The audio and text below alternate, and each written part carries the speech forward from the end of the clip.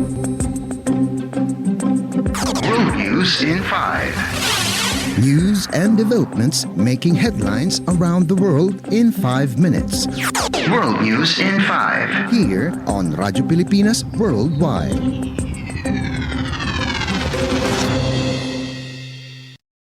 This is World News in 5 here on Radyo Pilipinas World Service. Burkina Faso's military leader said it thwarted an attempted coup in the country early this week. In a statement by the junta, it said some officers and others had plotted to destabilize the country with the dark intention of attacking the institutions of the republic and plunging the nation in chaos. It did not identify any persons or groups in the alleged coup attempt, but said 4 people had been detained and 2 were still at large. The military prosecutor in a separate statement said it had opened an investigation based on credible allegations about a plot against state security implicating officers. The coup attempt came nearly a year after Army Captain Ibrahim Traore launched a coup against the government of President Paul-Henri Damiba, who also gained the same seat by doing the same action early last year. Coups became common in the western part of Africa in recent years as the region is struggling to contain the insurgencies of armed groups linked to Al-Qaeda and Islamic State. World News in 5. Here on Radyo Pilipinas Worldwide. In our news overseas, the United States government on Wednesday announced that American soldier Private Travis King is now in their custody after being expelled by North Korea into China. King in July suddenly ran into the North Korean side while he was on a civilian tour in the demilitarized zone, a heavily fortified area that separates the two Koreas.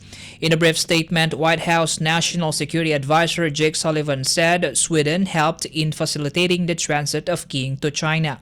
He thanked the Swedish government for its role in securing King and lauded the dedication of the U.S. interagency team for the successful extraction of the American soldier. In a separate statement, U.S. State Department Matthew Miller said King was met by U.S. Ambassador to Beijing Nicholas Burns and Brigadier General Patrick Teague in the Chinese city of Dandong, which borders North Korea.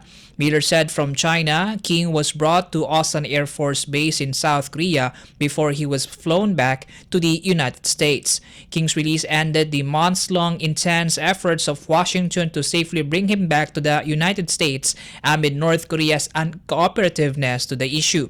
U.S. officials said no concessions were made to the North in exchange for King's release. On Thursday, U.S. officials said King was brought to a U.S. military hospital in Texas to undergo medical evaluations. World News in 5. Here on Radyo Pilipinas Worldwide.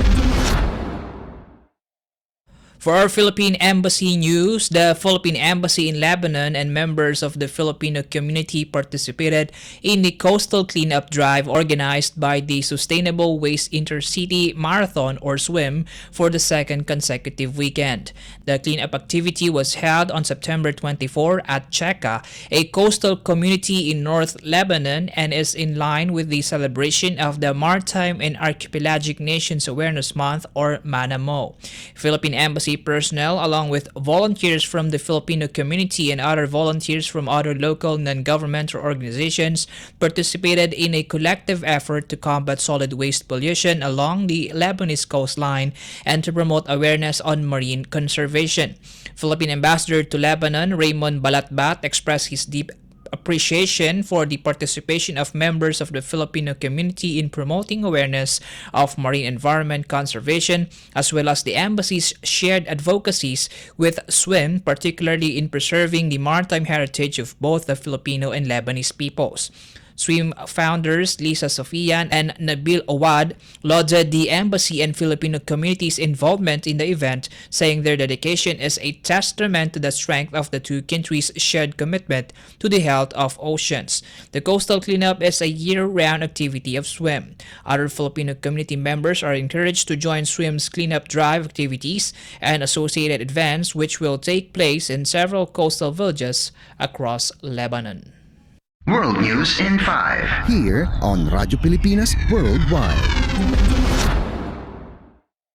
You just heard World News in 5 here on Radyo Pilipinas World Service. This is Peñano. Good day. World News News in 5. News and developments making headlines around the world in 5 minutes. World News in 5. Here on Radyo Pilipinas Worldwide.